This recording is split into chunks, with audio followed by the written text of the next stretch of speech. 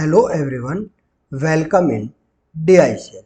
तो स्टूडेंट्स, आज की जो क्लास है उसमें हम बात करेंगे प्रायोरिटी शेड्यूलिंग एल्गोरिथम्स की। ठीक है, तो ये प्रायोरिटी हमारा दोनों टाइप का होता है, प्रिमिटिव भी होता है, नॉन प्रिमिटिव भी। लेकिन आज की क्लास में जो हम बात करेंगे वो करेंगे प्रिमिटिव की। ठीक है, तो ये हमारा शेड्यूलिंग एल्गोरिथम है प्रिमिटिव, और एक क्राइटेरिया रहेगा वो हमारा बेस्ड रहेगा प्रायोरिटी पे।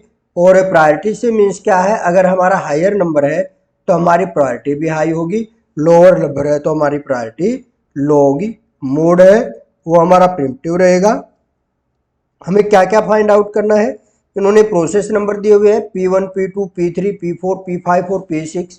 हमें प्रायोरिटी दी हुई है प्रोसेस के अकॉर्डिंग, और अराइवल टाइम हमें प्रोवाइड किया गया है, बस टाइम हमें दिया गया है, हमें completion time, turn around time, waiting time और रिस्पॉन्स टाइम, इनको हमें क्या करना है, फाइंड आउट करना है।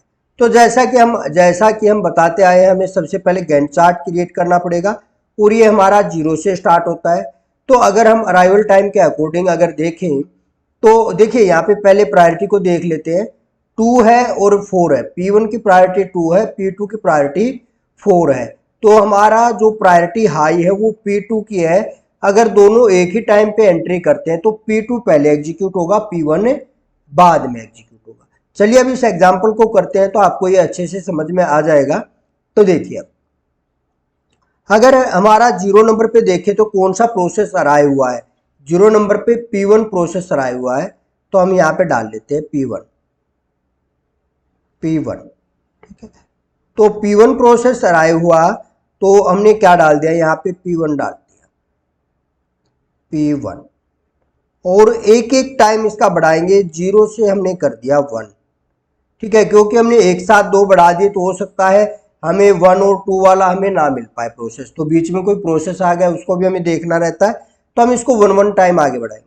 तो P1 हमारा चल गया 1 टाइम इसका क्या रह गया, रिमेनिंग रह गया। ठीक है, अब इसके बाद अगर देखें तो 1 होते ही हमारा एक प्रोसेस और आ गया, क्योंकि अंदर P2, कौन सा प्रोसेस आ गया, P2। तो P1 और P2 को जब हमने कंपेयरिंग किया तो हमने देखा P2 की प्रायोरिटी ज़्यादा है, तो हमारी यहाँ पे कॉन्टेक्स्ट स्विचिंग होगी, यानी हम इस प्रोसेस की स्टेट को सेव करेंगे और इसको रेडी क्यू में भेज देंगे वापस, और P2 हमारा यहाँ पे आ जाएगा, P2 आ गया। ठीक है, तो सेम P2 को भी हम क्या करेंगे, 1 टाइम से ही इंक्रीज करेंगे 2 पे। तो यहाँ पे हम क्या डाल देंगे, 1, यहाँ पे भी हमारा कम हो गया तो हमारा रह गया 4 टाइम्स और चलेगा P2। ठीक है, तो जब 4 हमारा 2 पे आया तो हम देख रहे हैं एक प्रोसेस की और एंट्री हो गई 2 पे, P3 की, P3। अब हमें क्या करना पड़ेगा, तीनों प्रोसेस की प्रायोरिटी चेक करनी पड़ेगी। P1 की 2 है, P2 की 4 है, P3 की 6 है। तो हायर प्रायोरिटी P3 की है तो P3 एग्जीक्यूट होगा, तो हम डाल देंगे 2 से 3 तक P3 एग्जीक्यूट हो जाएगा, P3 एग्जीक्यूट हो जाएगा 2 से 3 तक। इतना एग्जीक्यूट होने के बाद हमारा क्या रहेगा, ये 1 टाइम से चलना है तो ये 0 हो जाएगा, हमारा क्या हो जाएगा, 0। तो P3 क्या हो गया, हमारा एक ही बार में कंप्लीट हो गया। और जैसे हम 3 पे पहुंचे तो 3 पे एक प्रोसेस और अराइव हो गया, P4। तो P4 को भी इधर क्यू में ले आएंगे, P4। ठीक है, अब हमारे पास P1, P2 और P4 3 प्रोसेसेस हैं। हमें इनके देखना है, P1 का 2 है, P2 का 4 है, P3 हमारा कंप्लीट हो चुका है, P4 का 10 है। P4 की प्रायोरिटी क्या है, 10। तो सबसे हायर प्रायोरिटी है वो P4 की है, तो P4 एग्जीक्यूट होगा, P4 एग्जीक्यूट होगा 4 तक, एक एक बढ़ाते चलेंगे। ठीक है, P4 को कर दिया हमने 4 तक। ठीक है, अब 4 पे एक और प्रोसेस अराइव हो गया, कौन, P5, और ये P4 एक बार चल सका तो ये 2 से 1 हो गया। ठीक है, तो P4 पे एक और प्रोसेस अराइव हो गया, कौन सा, 4 टाइम पे P5 अराइव हो गया, P5। ठीक है, तो अब देखेंगे P1, P2, P4 और P5 में हायर प्रायोरिटी किसकी है, तो हम देख रहे हैं हायर प्रायोरिटी P4 की है, तो P4 फिर एग्जीक्यूट होगा, P4 फिर एग्जीक्यूट होगा। आपको अगर थोड़ा सा प्रैक्टिस है तो आप इसको डायरेक्ट भी 2 टाइम्स चला सकते हैं, 3 से लेकर 5 तक, नहीं तो आप एक एक आगे बढ़ते रहो अगर आपको अंडरस्टैंड नहीं कर पा रहे। P4 भी हमारा क्या हो गया, 5 हो गया। उसके बाद 5 जैसे हुआ तो एक और प्रोसेस ने एंट्री कर ली, P6 ने 5 पे हमारा P6 भी एंटर कर गया, ठीक है।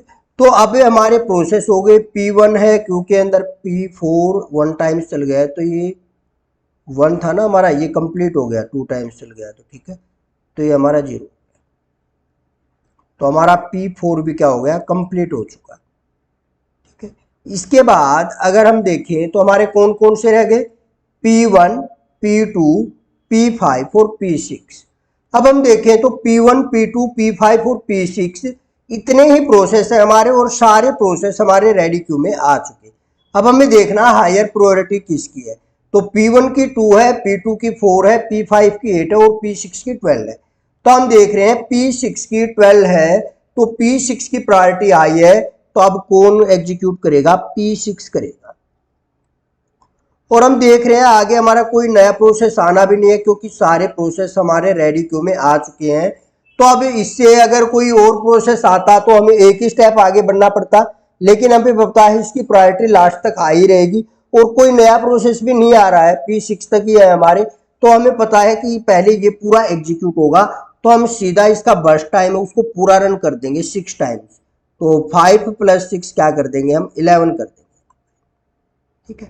आपको इस सिचुएशन में आप चला सकते हो इसको कंप्लीट, क्योंकि नया प्रोसेस आ नहीं रहा, और जितने भी प्रोसेस उसमें हायर प्रायोरिटी P6 के है, तो P6 पहले एग्जीक्यूट होगा कंप्लीटली, ठीक है। अब P6 भी अगर कंप्लीट हो चुका तो हमारे पास 3 प्रोसेस बच गए, P1, P2 और P5। अगर P1, P2 और P5 में देखें तो P5 की प्रायोरिटी हाई है 8, तो हमारा P5 अब तक एक बार भी एग्जीक्यूट हुआ, तो P5 को एग्जीक्यूट करेंगे। और हम देख रहे हैं P5 के P1, P2 और P5 के अलावा कोई भी प्रोसेस अवेलेबल है, ना ही कोई नया आने वाला है, तो ये भी हमारा कंप्लीटली हो जाएगा, 3 टाइम्स हमारा क्या आ जाएगा, 14, क्या आ जाएगा, 14। P5 भी हमारा कंप्लीट हो गया।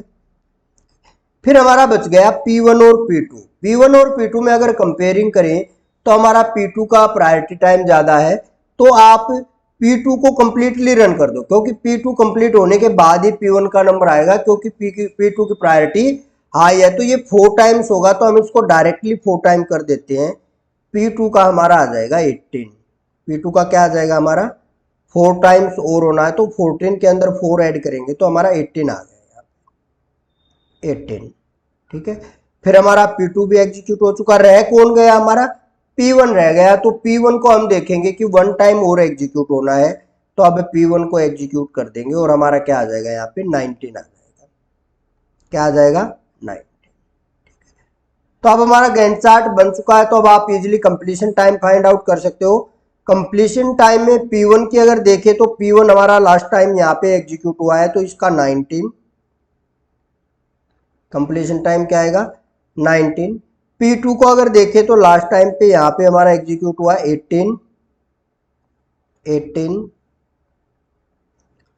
P3 को अगर देखें तो हमारा लास्ट टाइम पे यहाँ पे एग्जीक्यूट हुआ है 3, P4 को अगर देखें तो लास्ट टाइम यहाँ पे एग्जीक्यूट हुआ 5,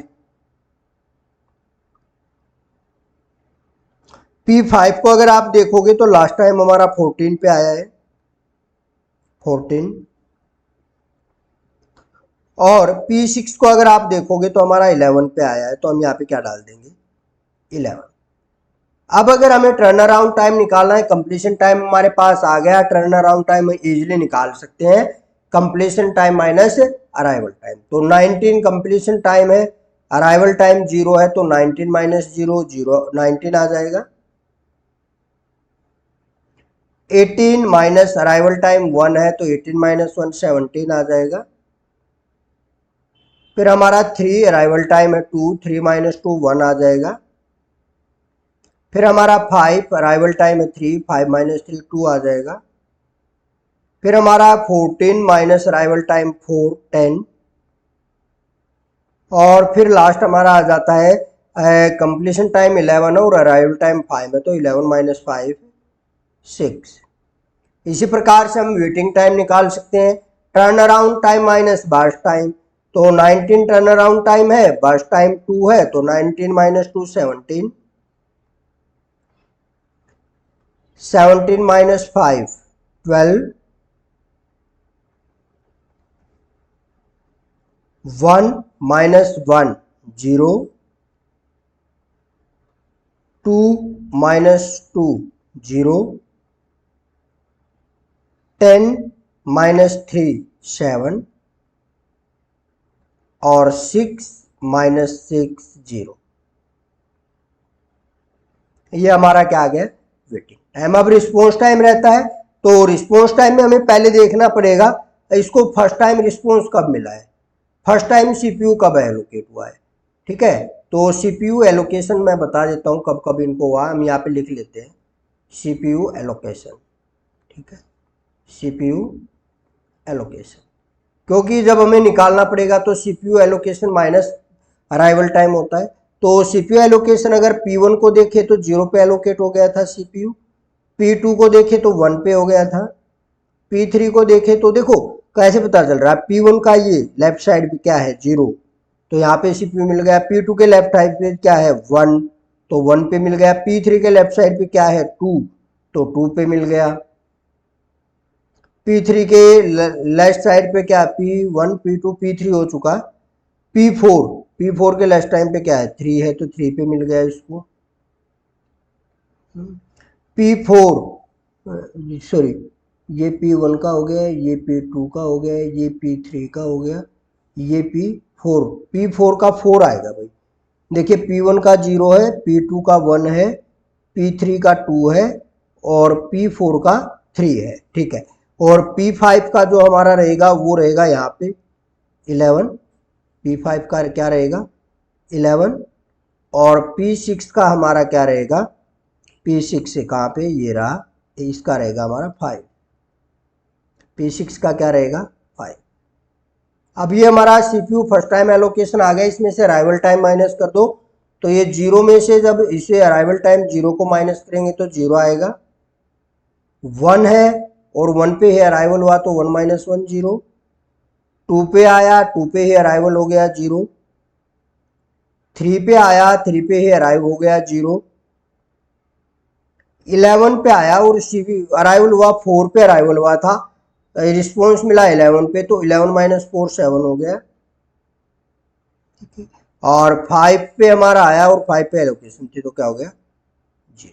तो ऐसे करके हमने क्या निकाला, ये प्रायोरिटी बेस्ड एल्गोरिथम, प्रायोरिटी के हिसाब से हम प्रिंट करेंगे किनको, प्रोसेसेस को। हायर नंबर होगा तो हायर प्रायोरिटी होगी, आपने देख लिया होगा एग्जाम्पल में हमने कैसे किया है।